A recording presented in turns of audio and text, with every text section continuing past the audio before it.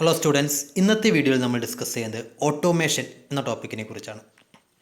Automation അല്ലെങ്കിൽ ഒരു automatic control system എന്ന് പറയുന്നത് വളരെയധികം ഇംപ്ലിമെൻ്റ് ചെയ്തു വരുന്ന ഒരു സിസ്റ്റമായി മാറിക്കൊണ്ടിരിക്കുകയാണ്. ഹ്യൂമൻ എഫേർട്ട് അല്ലെങ്കിൽ ഹ്യൂമൻ ഇൻ്റർവെൻഷൻ റെഡ്യൂസ് ചെയ്തുകൊണ്ട് പ്രൊഡക്ടിവിറ്റി, ക്വാളിറ്റി, അക്യുറസി, പ്രിസിഷൻ ഇവയെല്ലാം ഇംപ്രൂവ് ചെയ്യുക എന്നുള്ളതാണ് ഓട്ടോമേഷൻ്റെ ലക്ഷ്യം. നമ്മൾക്കറിയാം, ഏതൊരു ഇൻഡസ്ട്രി എടുത്തു കഴിഞ്ഞാലും ഒരു ഹ്യൂമൻ ബീങ് വർക്ക് ചെയ്യുമ്പോൾ അവിടെ ഉണ്ടാവുന്ന ഒരുപാട് ലിമിറ്റേഷൻസ് ഉണ്ട്. ഫോർ എക്സാമ്പിൾ, നമ്മളിപ്പോൾ ഒരു വാഹനത്തിൻ്റെ ടയർ ചേഞ്ച് ചെയ്യുമ്പോൾ അതിൻ്റെ നെറ്റ് ബോൾട്ട് അഴിക്കണം, വീലുകൾ ചേഞ്ച് ചെയ്യണം, ജാക്കപ്പ് ചെയ്യണം, ജാക്ക് ഡൗൺ ചെയ്യണം, ഒരുപാട് പ്രോസസ്സുകൾ അവിടെ ചെയ്യുന്നുണ്ട്. പക്ഷേ ഇപ്പോൾ നമുക്ക് അതിനെല്ലാത്തിനും ഓട്ടോമാറ്റിക് മെഷീൻസ് അവൈലബിൾ ആണ്. അതുകൊണ്ട് തന്നെ നമുക്ക് വളരെ പെർഫെക്റ്റായി ആ ഒരു ഡാമേജസ് ഒന്നും വരുത്താതെ തന്നെ പ്രിസൈസായിട്ട് നമുക്ക് ഏതൊരു ടൈപ്പ് ഓപ്പറേഷൻസും നമുക്ക് ചെയ്യാൻ സാധിക്കും. മെക്കാനിക്കൽ ഇൻഡസ്ട്രി നോക്കിക്കഴിഞ്ഞാൽ അവിടെ ഉണ്ടായിരിക്കുന്ന CNC മെഷീൻസ്, അതുപോലെ തന്നെ മാനുഫാക്ചറിങ് യൂണിറ്റ്, പ്രൊഡക്ഷൻ യൂണിറ്റുകൾ എല്ലാത്തിനകത്തും ഇപ്പോൾ നമ്മൾ ഓട്ടോമേഷൻ സിസ്റ്റമാണ് ഉപയോഗിച്ചു കൊണ്ടുവരുന്നത്. മെറ്റീരിയൽ ഹാൻഡ്ലിംഗ് പോലുള്ള സിസ്റ്റങ്ങൾക്കും എല്ലാം ഓട്ടോമേഷൻ എന്ന് പറയുന്ന ഒരു പ്രോസസ്സ് വഴി നമുക്ക് വളരെ ഈസിയായി ഹ്യൂമൻ എഫേർട്ട് കുറച്ചുകൊണ്ട് പ്രൊഡക്ഷൻ റേറ്റ് കൂട്ടാൻ സാധിക്കും. അതുപോലെ തന്നെ ലേബർ കോസ്റ്റ് കുറയ്ക്കാൻ സാധിക്കും, പ്രൊഡക്ടിവിറ്റി ഇൻക്രീസ് ചെയ്യാൻ സാധിക്കും.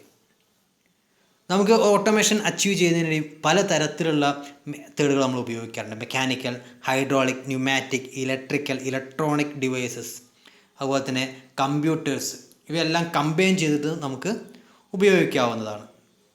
എന്തൊക്കെയാണ് ഒരു ഓട്ടോമേഷൻ സിസ്റ്റത്തിൻ്റെ അഡ്വാൻറ്റേജസ് എന്ന് പറയുന്നത്? ഞാൻ ഓൾറെഡി പറഞ്ഞു, നമുക്കൊരു പ്രൊഡക്ഷൻ സിസ്റ്റത്തിനകത്ത് പ്രൊഡക്ടിവിറ്റി ഇൻക്രീസ് ചെയ്യാം. എന്താ പ്രൊഡക്ടിവിറ്റി? അതായത് നമുക്ക് കിട്ടുന്ന റോ മെറ്റീരിയലിനെ മാക്സിമം പ്രൊഡക്റ്റാക്കി മാറ്റാൻ സാധിക്കും. വേസ്റ്റേജ് റെഡ്യൂസ് ചെയ്യാൻ പറ്റും. ദെൻ ലേബർ കോസ്റ്റ് റെഡ്യൂസ് ചെയ്യാൻ പറ്റും. അതിൻ്റെ ക്വാളിറ്റി ഇൻക്രീസ് ചെയ്യാൻ പറ്റും. ക്വാളിറ്റിയുടെ പ്രഡിക്റ്റബിലിറ്റി നമുക്ക് ഇമ്പ്രൂവ് ചെയ്യാൻ പറ്റും. കാരണം ഹ്യൂമൻ വർക്ക് ആകുമ്പോൾ അതിനകത്ത് എറർ സംഭവിക്കാനുള്ള സാധ്യത കൂടുതലാണ്, ഡിഫക്റ്റുകൾ വരാനുള്ള സാധ്യത കൂടുതലാണ്. അതുപോലെ അതിൻ്റെ കൺസിസ്റ്റൻസി നമുക്ക് ഇമ്പ്രൂവ് ചെയ്യാൻ പറ്റും. Then reduce the direct human labour cost and expenses, അത്തരത്തിലുള്ള എല്ലാ കോസ്റ്റുകളും നമുക്ക് റെഡ്യൂസ് ചെയ്യാൻ പറ്റും. ഇതൊക്കെയാണ് ഓട്ടോമേഷൻ സിസ്റ്റത്തിൻ്റെ പ്രധാനമായ അഡ്വാൻറ്റേജസ് എന്ന് പറയുന്നത്. ഒരു ഓട്ടോമാറ്റിക് സിസ്റ്റത്തിനകത്ത് പ്രധാനമായിട്ടും ഉള്ളത് ഒരു കൺട്രോൾ സിസ്റ്റമാണ്. കൺട്രോൾ സിസ്റ്റം എന്ന് പറയുമ്പോൾ അത് combination of some physical elements, അതായത് ഒരുപാട് കണ്ടൻറ്റുകൾ അതിനകത്ത് വരുന്ന കൺട്രോൾ സിസ്റ്റത്തിനകത്ത്. ഒരു സിമ്പിൾ ബ്ലോക്ക് ഡയഗ്രം നോക്കിക്കഴിഞ്ഞാൽ നോർമലി കൺട്രോൾ സിസ്റ്റത്തിനകത്ത് 2 ടൈപ്പ് കൺട്രോൾ സിസ്റ്റംസാണ് വരാറുള്ളത്. ഒന്ന് ഫീഡ്ബാക്കിനെ ബേസ് ചെയ്ത് ഓപ്പൺ ലൂപ്പ് കൺട്രോൾ സിസ്റ്റവും അതുപോലെ തന്നെ ക്ലോസ്ഡ് ലൂപ്പ് കൺട്രോൾ സിസ്റ്റവും. നമ്മളൊരു ഓപ്പറേറ്റിംഗ് സിസ്റ്റത്തിനകത്ത് ഒരു കമൻറ്റ് കൊടുക്കുമ്പോൾ അതിനകത്ത് ആ ഒരു ലൂപ്പ് എങ്ങനെയാണ് വർക്ക് ചെയ്യുന്നത് എന്നതിനെ ബേസ് ചെയ്തിട്ടാണ് ഓപ്പൺ ലൂപ്പും ക്ലോസ്ഡ് ലൂപ്പും ചെയ്യുന്നത്. സോ നോർമലി നമ്മൾ ഒരു ക്ലോസ്ഡ് ലൂപ്പ് കൺട്രോൾ സിസ്റ്റമാണ് എല്ലായിടത്തും ഉപയോഗിക്കുന്നത്. കാരണം ഈ ഒരു ഡയഗ്രാം ഇതൊരു ക്ലോസ്ഡ് ലൂപ്പ് സിസ്റ്റത്തിൻ്റെ ഡയഗ്രമാണ്. അപ്പോൾ ഇതിനകത്ത് നമ്മൾ ഇൻപുട്ട് കൊടുക്കുന്ന സമയത്ത് ഒരു കൺട്രോളർ ഉണ്ടായിരിക്കും. ഇലക്ട്രോണിക് കൺട്രോൾ മൊഡ്യൂൾ, ECU പോലുള്ള മൊഡ്യൂൾസ് ഉണ്ടായിരിക്കും. ആ മൊഡ്യൂൾസ് നമ്മൾ തരുന്ന ഇൻപുട്ട് സിഗ്നൽസിനെ ഐഡൻറ്റിഫൈ ചെയ്ത് അത് എന്താണ് സിഗ്നൽ എന്ന് ഐഡൻറ്റിഫൈ ചെയ്തതിനു ശേഷം അതിനെ പ്രോസസ്സ് ചെയ്യാൻ വേണ്ടി കടത്തിവിടുന്നു. ദെൻ പ്രോസസ്സ് ചെയ്യുന്ന സമയത്ത് നമുക്ക് ഡിസൈഡ് ഔട്ട്പുട്ട് ആണോ അല്ലയോ എന്ന് ഒന്ന് ചെക്ക് ചെയ്യും. ഇഫ് നമ്മൾ കൊടുക്കുന്ന പ്രോസസ്സ് ചെയ്ത ഔട്ട്പുട്ട് നമ്മൾ ഡിസൈഡ് ഔട്ട്പുട്ട് അല്ല, അതിനെന്തെങ്കിലും എറർ ഉണ്ട് എങ്കിൽ അത് നമ്മുടെ ഈ ഫീഡ്ബാക്ക് സിസ്റ്റം അനലൈസ് ചെയ്യുകയും വീണ്ടും അതിനെ തിരിച്ച് സ്റ്റാർട്ടിംഗ് പോയിന്റിലേക്ക് തന്നെ കടത്തിവിടുകയും അതിനെന്താണോ ഡ്രോബാക്ക് ഉള്ളത് അത് റീവർക്ക് ചെയ്തതിന് ശേഷം വീണ്ടും അത് ഔട്ട്പുട്ടിലേക്ക് മൂവ് ചെയ്യുകയും ചെയ്യും. ഇതാണ് ഒരു ക്ലോസ്ഡ് ലൂപ്പ് സിസ്റ്റം. അതായത് ഒരു പ്രൊഡക്റ്റ് ഫൈനൽ പ്രൊഡക്റ്റ് ആവുന്നതിന് മുമ്പേ അതിൻ്റെ പാരാമീറ്റേഴ്സും കാര്യങ്ങളും എല്ലാം ചെക്ക് ചെയ്ത് അത് കറക്റ്റാണെന്ന് ഉറപ്പ് വരുത്തിയതിന് ശേഷം മാത്രമേ അത് ഔട്ട്പുട്ടാക്കി എടുക്കുകയുള്ളൂ. ഈ അതിനകത്ത് എന്തെങ്കിലും എറർ ഉണ്ട് എങ്കിൽ ആ സിസ്റ്റം ഒരു ഫീഡ്ബാക്ക് സിഗ്നൽ കടത്തിവിടുകയും എന്ത് എററാണെന്ന് ഐഡൻറ്റിഫൈ ചെയ്ത് ആ എറർ റെക്ടിഫൈ ചെയ്തതിന് ശേഷം അത് ഔട്ട്പുട്ട് പ്രൊഡക്റ്റാക്കി പുറത്തേക്ക് വരുന്നു. ഇതാണ് ഒരു ക്ലോസ്ഡ് ലൂപ്പ് സിസ്റ്റം എന്ന് പറയുന്നത്.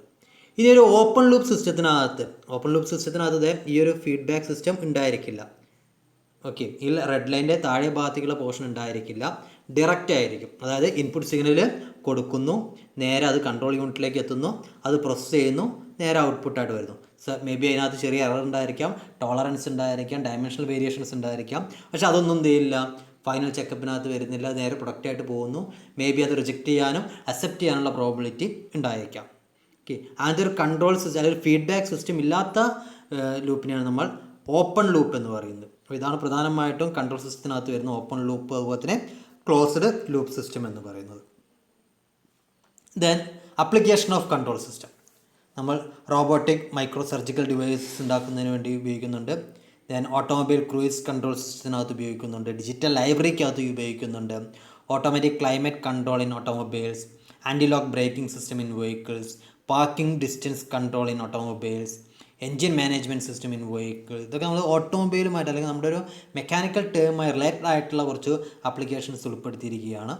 ഓക്കെ, ഇതൊക്കെയാണ് പ്രധാനമായിട്ടും ഒരു കൺട്രോൾ സിസ്റ്റത്തിനകത്ത് വരുന്ന ആപ്ലിക്കേഷൻസ് എന്ന് പറയുന്നത്. ഓക്കെ, ഇത്രയുമാണ് നമുക്ക് ഇന്ന് ഡിസ്കസ് ചെയ്യാനുള്ള ടോപ്പിക് എന്ന് പറയുന്നത്. വളരെ ചെറിയ ടോപ്പിക്കാണ് ഓട്ടോമേഷൻ എന്ന് പറയുന്നത്. എല്ലാവരും ടോപ്പിക്ക് ഡീറ്റെയിൽ ആയിട്ട് നോക്കുക. എന്തെങ്കിലും ഡൗട്ടുകൾ ഉണ്ടെങ്കിൽ ചോദിക്കുക.